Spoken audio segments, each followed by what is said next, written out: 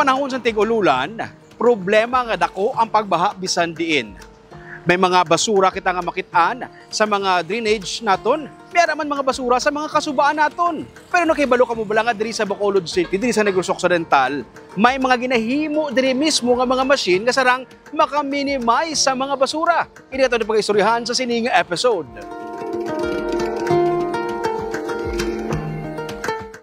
Sir, siguro gusto na mabalaan, ano gini siyang, amo ni pinakauna nga produkto ni Aryo, ang shredder. Oo.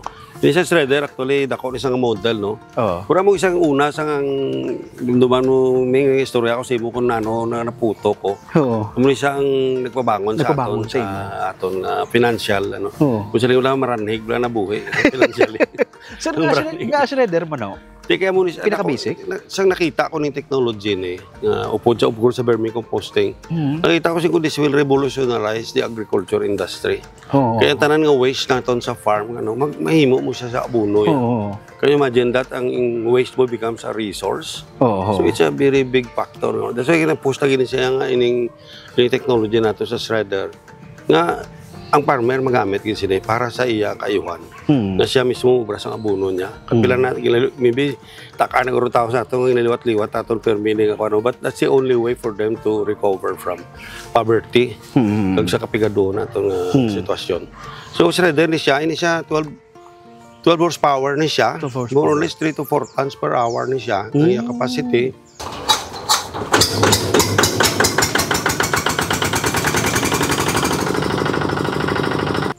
So, ideal man siya sa waste management. Okay. Ibutang mo siya sa tindahan. Sa mga merkado? Na low volume reduction. Muna sila na, imbes nga 3 trips a day, mangin 1 trip na lang. Oo. Ito, kasi yung savings ng government sa tracking will pay for the shredder itself. At the same time, ang shredded material mo, mahimo pa sa abono. Napuslan mo gid siya. Kag adin makita mo sa tindahan, sa luron na sang iban ng mga tao na pagkaon na sa baboy na mangin laon na siya. Muna sa objective natin. So ideally namin isa sa butang sa merkado, sa mga merkado may amo ni. Na ideal kasi tanay kara merkado may isa sine. Sa volume reduction pa lang bawi mo na. Kadua, organic fertilizer ka pa. So you could possibly go wrong there. No? So actually the other day I was in Cebu also. Yung take up ko muna sa kay Mayor Alcibar dito, Sinestor. Kung pwede, gusto niya butangan ang iyang tindahan. Hopefully, ma-accede sa aton nga proposal. But, namin pagkitanin kung nabutan natin sa Bacolod. Sa Bacolod? Sa aton lugar. No? Oo. Parang kaya rin mo lang di sa Bacolod mismo, ganun magitaan mo na di sa Bacolod. Irony sila nga rin obrang sa ibang patangan lugar ng kabaligya sini nga mga equipment. Although nakabaligya man sa una sa time ni Mayor Beng. But subong way ta kabaligya diri sa aton nga mismo nga banwa naton aton la syudad. Even diri sa Negros masyado duktile nga mabligaan naton di nga mga banwa. Supposed to be gamito naton dapat ni kay it's not because it's my design, no? It's actually the reality nga ano blang process ini. Hindi lang it's not about selling something, no? It's about making something maka-generate sa isang income para sa mga pamuluyo natin. At the same time, ang syudad maka-save gid jay sa tracking. For example, labing aton sa mga gahakot as ang basura tapakadto sa. For example, sa Libertad Market. May siguro mga kaliman na ka-trip. Kabalik-balik. Kaya imagine kung i-shred mo na siya, isa lang na sa ka-trip o 2 ka-trip. Kaya nagmay na siya napino na siya Kung na siya, so idalo mo sa kalugar, i-process mo lugar ng fertilizer. May return ka gidya. That's why, it's a very basic way of generating income by using your waste. So from waste to resource na siya. Matapos na. Ini siya pareho lang sa model, different engine na siya. Different engine. Pareho lang sa model na sila nga duwa. The same na sila model, 3 to 4 tons per hour man na siya, 12 horsepower drive na siya. No? Sir, anything, pati mga pakayay ang butong. Makita mo mga butong, mga matigang nga bagay, bibin ang palapas, ang lubi. Kaya ang niya. Kahoy, pwede niya ma-chip, no? Siya. May feature na siya nga, shredder, chipper na siya. Maduwang iya purpose. Okay.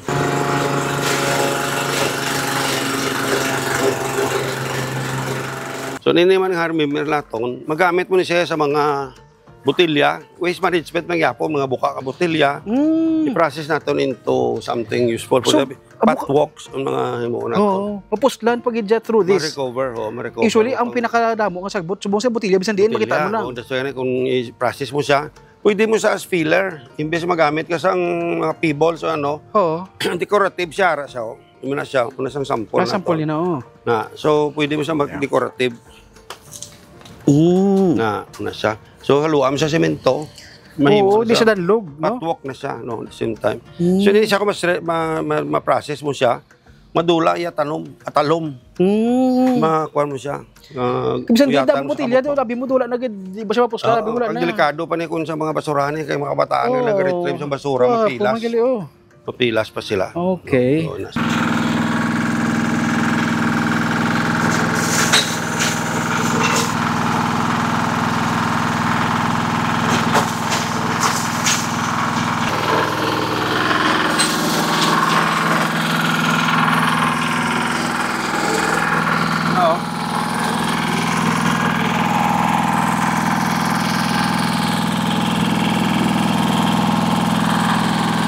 Talong. Dula talong. May talong yan. May talong. Dula talong. Pwede mo lemon filler. Wapo. So, masave mo pa siya. Hindi naman siya ang isanin natin. Plastic shredder ni siya. Plastic. So, talaga plastic natin. I-shred natin. Di, mga pino na siya. Pagka pino, ma-process natin na siya into extracting oil from plastic. Ha? Naka-extract kita. Oil? Oil from plastic. Ang oil na, kuha na siya, combustible na siya. So, gina-studian man namin, kasi pwede sa magamit natin sa mga engine nga sa uma. Oo. So, kung magamit natin na sa engine sa uma, makasave ang farmers by maybe 25% ang expenses sa fuel. Kaya ang cost niya pag-retrieval mo, gaprato mo lang saya mo. Imbes nga tag 75, kaya sa buong prodo, 25 pesos, 60 pesos. 60 pesos. Hindi siya guro, cost nyo 10 pesos. So, dako save. Time di sa server months, ganamo basura. Hindi siya maglapta sa dagat. Correct. Hindi siya maglapta sa mga tamburong na nag-cause ng flooding dito sa Bacolod. No? Correct ko. Flooding yun. So, muna sa problem. So, that's why ganito, gina-encourage mo si government nga baklon na buybacks lang tayo sini para nga hindi pag-ilaptas ang tao. Oo. Nga baklon na bisang goberno. Ito, the same case, ang expenses mo gapon, manglimpyos ng basurahan. Pero kung singarong mabi nga, kada butilya, baklo mo na bipila. Kung baylo, bugas. So people will encourage nga imbes nga haboy nilang mga botelya ng mga plastic. Tipunon nila. Kaya mabutang kita sa all over sa Negros, Bacolod, isang retrieval nga lugar nga pwede ka kadalada, bayaran ka. Something like that. So that will also lessen the problem in sa flooding naton. Kaya nga aga ka sa flooding. Correct. Amo sa makitanta, no? Gabara. Unfortunately, kinanglan may financial incentive So, no, ang tao kisa kilala mo reality na sa ground, no? Gusto tumantanin na nga kung pwede bilang pagka-Pilipino mo na lang iayuson mong imong basura, but sa reality hindi man naman sa katabo. So the only way nga mahimo ta na is to encourage people to deliver this mga waste nila into an area where they could may mga points abi sila, balikan sila ang point para nga ma-avoid mo gid ang clog up. Kita mo naman ang aton di nga bahada kung ukayon mo ara yung mga plastic sa loob. Amo ginagakos ang aton sa kakos na. Of course, ang design ko isa daan naman mo dason sin aswat sa ginas istorya na ita. Ang volume sang tubig subong lain na. Yes, because of climate change galala. Design mo sa amon sa kadamo, subong lain na gid ya. Oo. So ini siya pag isa ni naton equipment, amo ni siyang decorticating machine sa naton ming. Ang coconut bala kung i-waste ang coconut sa mga coconut farmers natin, binaboy lang nila. So kung i-process mo siya, makakuha ka kukukwire. Kukukwire na mo na rope. Pwede mo mating.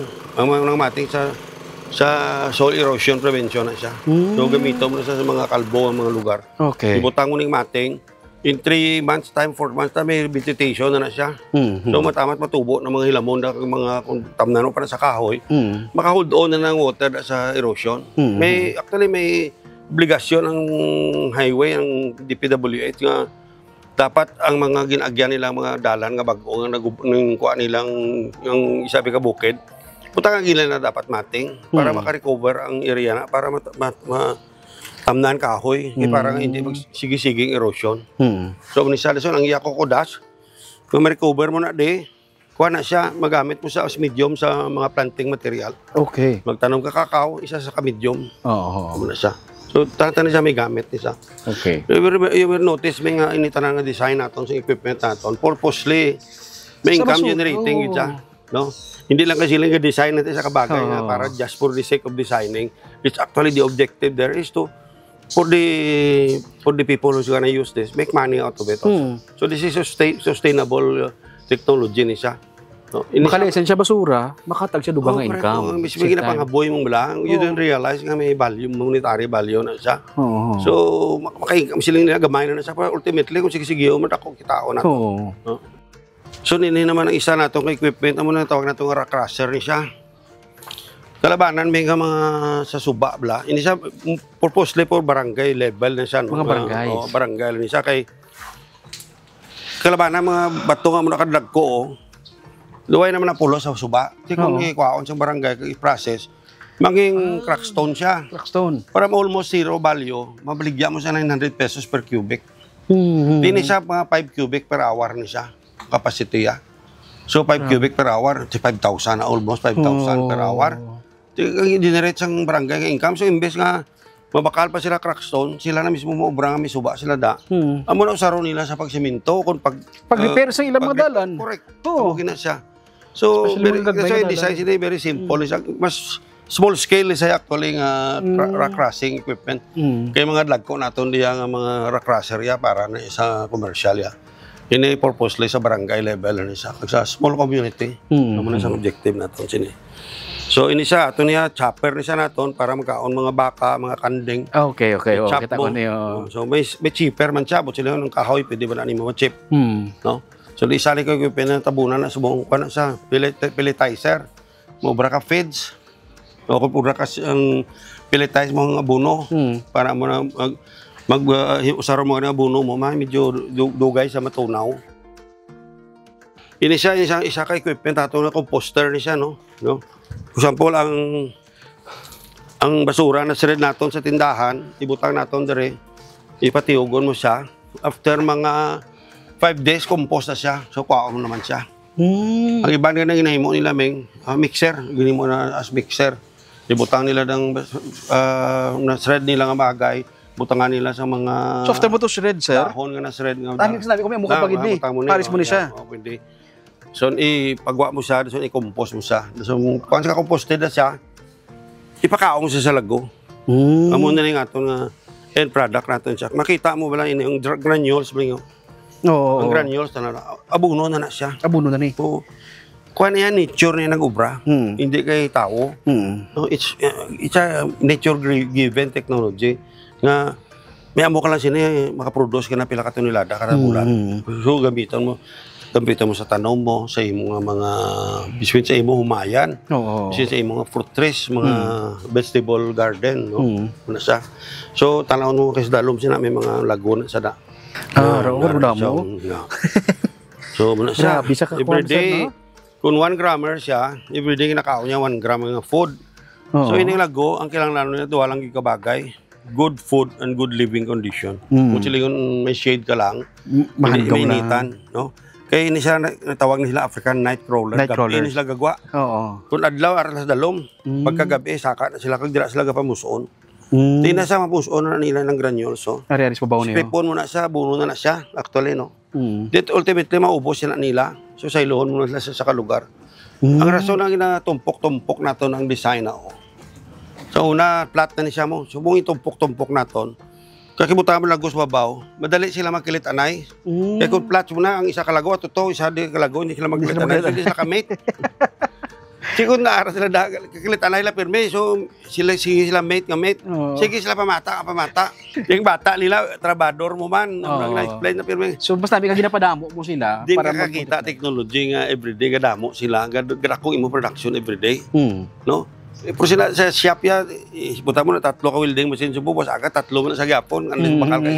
Ini ya, subo nga 20 kilos sa boss, aga na 21 kilos na siya. And so on. So, isa ka kilo, after 6 months, 30 kilos na siya. So, another 6 months times 30 mo naman, 900 kilos. Kung mo isa katunilada na siya. Kaya kada adlaw, butang mo isa katunilada ng raw material. 30% lang imo makuha. Butang basura sa tindahan. Isa katunilada. Assuming 30% lang makuha mga permikas, that's 300 kilos per day. Grabe. 300 kilos per day. That's already more or less 6 sacks na 50 kilo bag. Kadamo na sa mga... So damo ka na ma-produce. That's why hindi nakita mo din ato nga garden, no? Oo. Puro green man ganito, taho man tanan, even ang ato na mga kakao. Oo. Not a pinch of chemical fertilizer. Na all natural. Not a pinch. Even pesticide, not a pinch. So but silang way ginadiya, para organic na din ato practice siya. Dili. Ito sustainable man sa galit. Pwede. Galing nga ang mga tao hindi magasto. Number 1, hindi sila magkadto dire. Number 1 is fear. Pinapahog ka nga kung ang imo tanong, hindi pagbutangan yung riyan, hindi magtubo.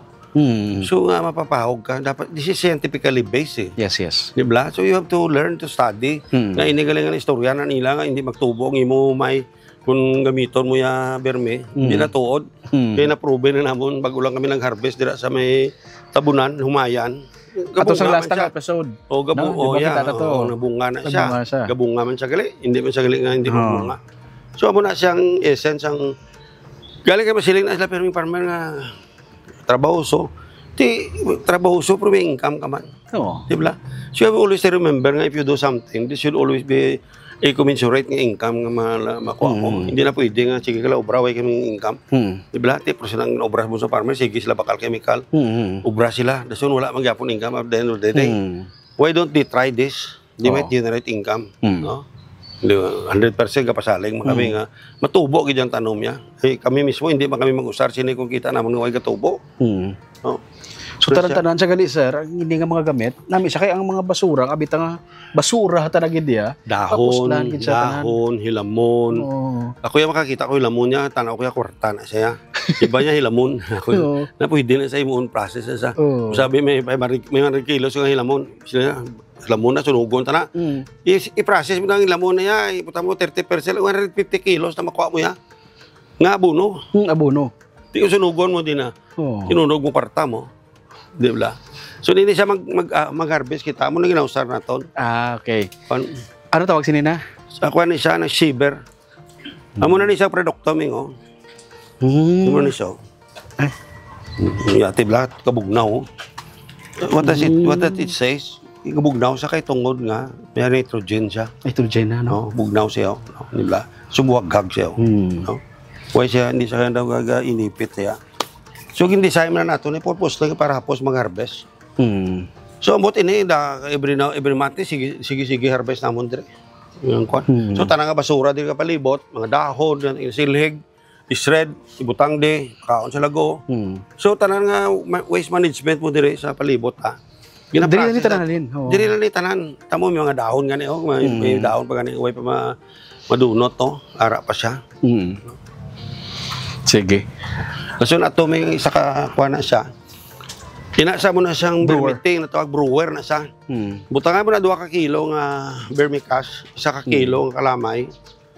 Dason i-brew mo siya for 3 days. Butang mo tubig nga 30 liters. I-brew mo siya for 3 days. Ang what will come out is vermicting. It's a foliar fertilizer. Foliar. O spray mo na siya sa mga humay, sa mga tanom mo. May fungicidal effect na siya. At the same time, may growth hormones na siya and so on. No? Pag ining vermicast, may mga growth hormones isa. Daso nang namin sing vermicast may nitrogen fixing element siya. It means nga, it draws nitrogen from the air, which is 79% of our air is nitrogen. May ano siya, may capacity sa mag-draw sa sang nitrogen sa air para igamiton sa tanom. Amo nang purpose na. Grabe. May mga study na niya, may nga international. Supported niya, di ba? Hindi sila nga inambal ko lang niya mo lang istorya. Ini nga mo nga technology, ginalapta mo ni namon sa iban. Labi na yung mga kalamiti, bilaming. Like for example, sa una si Dante, bla. Ito ka ito Davao Oriental to, no? Dante. Banyuasing Baganga, Barangay Pinablangan. Nagkadto kami to kay na igo sila sang bagyo. May ang ilang farm guba. So for Miro, supposed to be partner namon ang ang DAR. Kag ang UNIDO. Unfortunately, ang UNIDO bago country manager so why sila ka-participate. Ang DAR naman medyo dugay ang bureaucracy. So nagambal ko kay Nunoy Muraca sa to siya patong ako executive director dire. Ngay sarangan nga kita lang. Nya sir. So nagdala kami to shredder si Dante dala namon to. Ila ka bulan ka to Dante nagtiner? 5 months nagtiner siya. Ang gusto por Miro sa mga pumuluyo to, sa mga farmer, ang ilang kaya ang ilang kuan debris ara sa ila farm mo. Mga farm mga typhoon debris. Mga guba-guba nga mga parte. Hindi mga kuan mga kahoy. Mga kahoy nga nakaladagdag. Debris. Mautod. Gusto ko ako kag sa ilon, sinamon hindi. Kaya kung sa ilon mo you still need another space para ibutangan mo sini. O kag kinahanglan ka pa transport. Whereas kag kunamon typhoon debris into organic fertilizer, process nato dira mismo sa farm nila. So nagdala kami to shredder, kaging process namon ang tanan nilang debris sa kuan. So from typhoon debris into organic fertilizer. So after pila ka month, 5 months, naka-produce na si Dante to sang mga farmer to sang sang vermicast. I think worth 40,000 to Dante no. Gibayad sing Rio. Ginbakal namon 40,000. So gi-donate namon sila. Gibakal nyo sa ila mismo. Bakal namon sila ang ila production. Production nga fertilizer. Actually amon equipment nga gamit nila. Bakal namon 40,000, gi-donate namon liwat ang 40,000. Ibalik pa sa ila. So naghalin na kami. Okay. After that, I think ang dar ng secretary nakalibot sa somebody may have told him something about what we are doing. So when Yolanda came in, ano nga technology gamito nila? Typhoon debris. Typhoon debris na naman. Typhoon debris into organic fertilizer. Nagbakal sila sa amon 100 units. Ka-shredder. Ka-shredder. 100. Worth 50 million. Ipadala dito. Worth 50 million. 50 million. Bakal ang dar. So what goes around comes around. Nagbulig ka malangkit dyan. Tani purpose nyo, sir, yan. Huwag ka man ito intensyon ng negosyo to. Oo. Ha? Kung nagbalik siya pagay sa huwag man natin pang umuyo itong Yolanda, pero natabong Yolanda. Oo. So nakita nila nga, what is the most logical technology i-apply natin. Of course, typhoon debris into organic fertilizer. So tanan nga mga basura nila to sa ila farm, hinimo na organic fertilizer. So nakabaligya kita to ng 100 units ng shredder. Worth 50 million. Grabe. Una siya. So pwede ka gid sir kung may problema, may disaster na natabo, may problema, pwede mo sa i-turn into opportunity. Correct. Ang ini nga mga debris, imbis kay pang manpower. Sila nga nila, may Chinese proverb nila, kung in every crisis, there is also an opportunity. Yes. Kada crisis, may opportunity gina siya. Hindi na sa permi, pero negative, positive na sa permi. No? Something good will come out of it, no? Kung may natabo sa aton. Muna siya.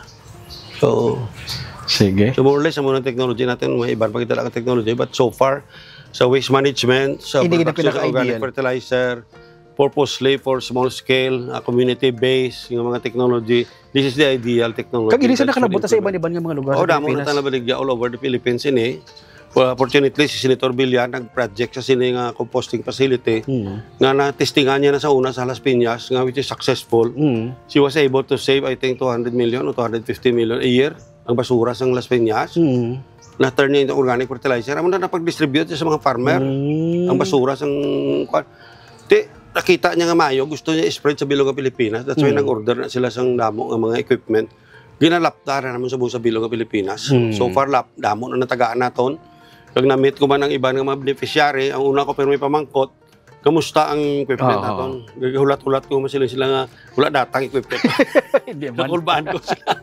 Yung sir namin, so daw happy ka man lang. Kinakabulig sa ang aton nga equipment nga gina-deliver, mayo man sablaw. Hindi kasi sila nga, kita lang gaganan siya. Ang amon permi objective is happy si farmer. Labi na si farmer, happy si government, happy man kay, no? Happy ang community. Amo lang na ya, way kita sa technology nga ginabutang da, nga kita lang ya happy, kita lang maganan siya. Way happiness ang aton nga beneficiary. Kailangan niya number 1 kita dapat si beneficiary gid nga happy. Ang gapuslan niya gid sa pangadawan. Kung they are happy, it means nga ang imo ginobra mayo. No, amo man lang amo kung baga, it's not all about monetary. It's also the feeling that you have done something positive. Correct. Sa community. No, amo man siya. Ang impact na nadala mo sa community. Ang impact na nadala naton. That's why nga ang inahimo naton subong, we share also studying also and doing some research paano naton ma-flip ang lives ng farmers. So we're coming up with several ideas already nga ang iba na agree na implement naman naton. And hopefully next year ma-implement nato pag ini-further siya. Ma-expand naton ni siya. Kaya na-mention ko sa imong ginaaga nga ang namon challenge subong is paano naton ma-retrieve o ma-recover ang ginprinda sang klowa nga farmer nga gagmay. That's the challenge I think that we should address. No, I know that with the help of the government, national and the local government, and of course private sector, we'll be able to recover mga farmer natin ang ginprinda nila. Which is very common. That would be, I think that would be the highest point sa aton nga performance kung kaso nga si farmer na nadulang iya duta na pabalik naton sa iya nga siya gagabit subong. And pati mga kabataan niya later on. So inatulaan nato na kung ano nga technology nga, for example, nag-utang sa katawa 150, recover naton abi, for example, ang 150. Paano naton mabayaran ni farmer ang 150 nga na?